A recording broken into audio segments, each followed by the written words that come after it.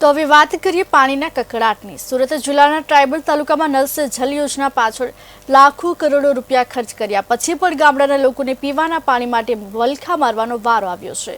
આ સાથે સરકાર સુધી વાત પહોંચાડવા ગ્રામજનોએ એક વિડીયો બનાવ્યો છે।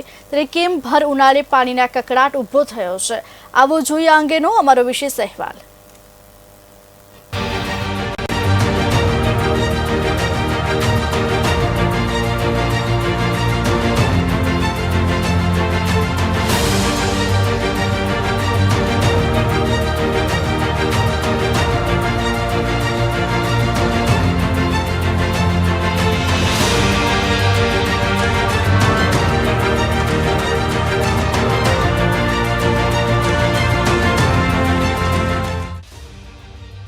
આ દ્રશ્ય છે ઉમરપાડા તાલુકાના નસરપુર ગામના કાકડવા ફળિયાના। પ્રધાનમંત્રી નરેન્દ્ર મોદીએ ગામડાઓમાં શુદ્ધ પીવાનું પાણી પહોંચે તે માટે નલ સે જલ યોજના અમલમાં મૂકી। આ યોજના સુરત જિલ્લાના 9 તાલુકામાં કરોડોની આસપાસ રકમ ખર્ચીને અમલમાં મુકાઈ।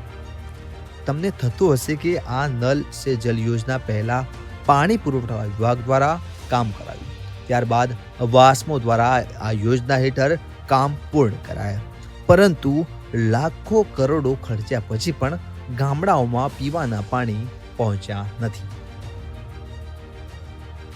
એમ તેમ પાણી લાવે હું આટલી ઉંમર વાળી હું કા પાણી ભરવા જામ? હા, કુવામાં બી પાણી નહીં, પછી મને ડેગડા નહીં કાંઈ કઈ નહીં, પછી હું કા લાવવા જામ પાણી? અમારા ગામમાં તો પાણી જ નહીં મળે। કેટલા વર્ષોથી નથી આવતું? આ 2 વર્ષ ખેતરામાં જાય પાણી ભરવા જાય। હા, ખેતરામાં જાય પાણી ભરવા। ઉમરપાડા તાલુકાના નસરપુર ગામના કાંકડિયા ફળિયું છેલ્લા કેટલાક વર્ષોથી પીવાના પાણી માટે વલખા મારી રહ્યું છે।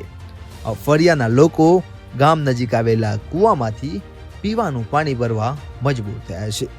ગામમાં અનેક યોજના હેઠળ ટાંકા અને હેન્ડપંપ બનાવવામાં આવ્યા છે, પરંતુ ઉનાળો આવતા જ આ ટાંકા અને હેન્ડપંપ પાણી વગર શોભાના ગાંઠિયા સમાન દેખાય છે। ઉનાળો માથા પર છે, સૂરજ લાલ ચોર બનીને તપી રહ્યો છે અને પીવાના પાણી માટે નસરપુર ગામની મહિલાઓ ધગધગતા તાપમાં પીવાના પાણી માટે મહિલાઓ વૃદ્ધો હેરાન પરેશાન જોવા મળી રહ્યા છે। ગામની મહિલાઓની હાલત જોઈ ગ્રામજનો હાથમાં ટીકમ પાવડા તગાડા લઈ ગામના કૂવામાંથી એક ફળિયા સુધી એટલે કે 200 થી 500 મીટર સુધી ગ્રામજનો લાઈન ખોદી પાઇપ નાખી ટાંકી સુધી લાઈન લાવી હાલ પૂરતું કામ ચલાવી પાણી લાવવામાં સફળ થયા છે। પણ ગામના યુવાનો એક વિડીયો વાયરલ કર્યો છે, જેમાં પીવાના પાણી માટે રજૂઆત કરી રહ્યા છે। क्या नाम आपका? सुशीला। सुशीला बेन, ये जो पानी की दिक्कत है कितने सालों से? ये हमारे कई सालों से पानी की दिक्कत है हमारे गांव में। कौन सा गांव है, कौन सा फलिया है? नसरपुर काकड़वा फड़िया। और ये कितने सालों से आप लोग रजूआत किसी को किया था? 6-7 साल पहले यहाँ लाइन आई थी पानी की, लेकिन पानी थोड़े टाइम तक चला था, फिर टूट गई और पानी भी खत्म हो जाता है। ये हर साल गर्मी के मौसम में? हाँ, हर साल गर्मी के मौसम में पानी खत्म हो जाता है। सरकार से? यही सरकार से कहना चाहते हैं कि हम हर साल गर्मी में इतनी तकलीफ होती है हमको, तो थोड़ा सा पानी हमारे यहाँ पानी की सुविधाएं कर दे। छोटे छोटे बच्चियां स्कूल जाने के बाद पानी हाँ, जब पानी नहीं होता है तो हमारे यहाँ गर्मी में तो सब लोग काम पे नहीं जा सकते हैं, पूरा दिन पानी भरने में निकल जाता है और कुछ और काम नहीं कर सकते हैं, तो खाने के लिए भी थोड़ी तकलीफ रहती है। કેન્દ્ર સરકાર આદિવાસી વિસ્તારમાં પીવાના શુદ્ધ પાણી પહોંચે તે માટે નલ સે જલ યોજના અમલમાં મૂકી છે। આ યોજના અમલમાં મૂકી અને કામ પૂર્ણ પણ થયું। યોજનાના રૂપિયા પણ ચૂકવાઈ ગયા, પણ અફસોસ આજે લાખો કરોડ રૂપિયા ખર્ચ્યા પછી પણ પીવાનું પાણી ગામમાં નસીબ થયું નથી। ગામે ગામ ટાંકા, ઘર નળ સે જળ યોજના, કનેક્શન, હેન્ડપંપ નાખવામાં આવ્યા હોય તો ગામડાના લોકોને 24 કલાક પીવાનું પાણી મળે તો વાંધો નહીં, પરંતુ સવાર સાંજ પીવાનું પાણી મળે તો પણ કાફી છે।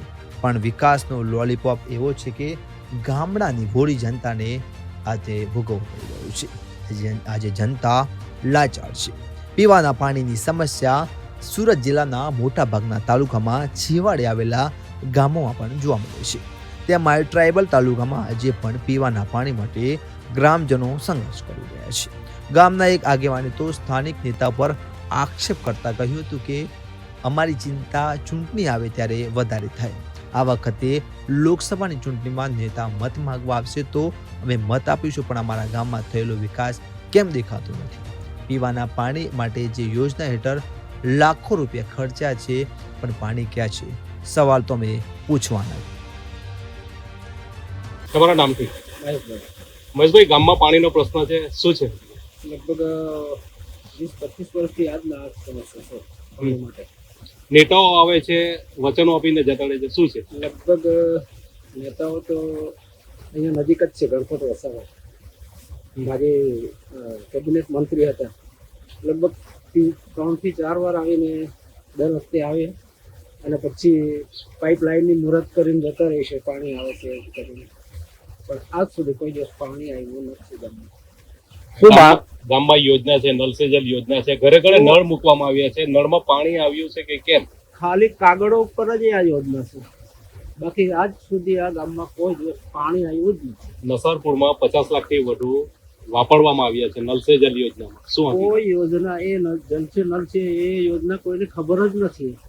આખા ગામમાં લગભગ તમે ચારે બાજુ ફરો ને તો બધી ટાંકીઓ ખાલી જ મળશે તમને.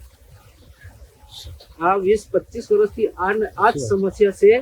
અને જ્યારે ઇલેક્શન આવે ને તો આ લોકો છે ને 50 से 100 રૂપિયા આપીને જતા રહેશે, પણ આમાં જનતાની બી ભૂલ છે. એમાં ખરેખર જનતાએ જાગવું પડશે. તમે 100 રૂપિયા લઈને વોટ નાખી આવો, પણ જ્યારે તમને 100 રૂપિયા આપવા આવે છે ત્યારે એમને પૂછો, અમને 100 રૂપિયા નથી જોઈતા, અમે 100 રૂપિયા તમને સામેથી આપશું, પણ અમને પાણી જોઈએ છે, એવું પણ જનતાએ કહેવું પડે.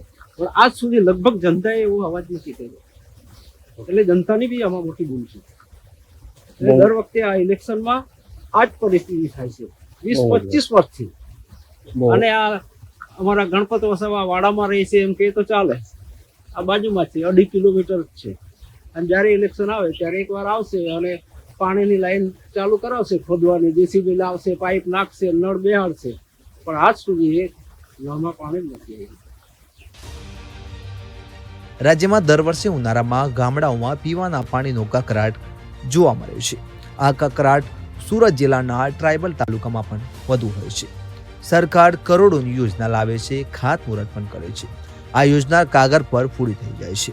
આ એટલા માટે કહેવું પડે છે કે કેમ કે કેન્દ્ર સરકારે નલ સે જલ યોજના હેઠળ સુરત જિલ્લામાં કરોડો રૂપિયા ફાળવ્યા અને યોજનાના રૂપિયા ચૂકવાઈ ગયા બાદ પણ આજે ગામડાઓમાં પીવાના પાણી નથી જોવા મળી રહ્યા. જવાબદાર અધિકારી સામે કોઈ પણ પગલાં ભરાતા નથી ને પ્રજાના ટેક્સના લાખો કરોડો રૂપિયા યોજનાની વિકાસના નામે વેડફી નાખવામાં આવે છે. સરકાર કરોડો રૂપિયા યોજના પાછળ ફાળવે તો યોજનાની અસર લાંબા વર્ષો સુધી દેખાવી જોઈએ, પણ અફસોસ લાખો કરોડો ખર્ચ્યા પછી રાજ્યમાં એક વરસાદનો માર સહન નથી કરી શકતા ને પીવાના પાણીની યોજના શોભાના ગાંઠિયા સમાન બની જાય છે. સાહેબ, ચૂંટણી આવી છે અને જનતાનો વિકાસ હિસાબ માંગે છે. રિસ્પેક્ટ જાળવી જનતાનો જવાબ આપજો, કેમ કે જનતા રાજા છે અને નેતા સેવક છે. સમાજવાણી જરૂર છે. કિરણસિંહ ગોહિલ, સુરત.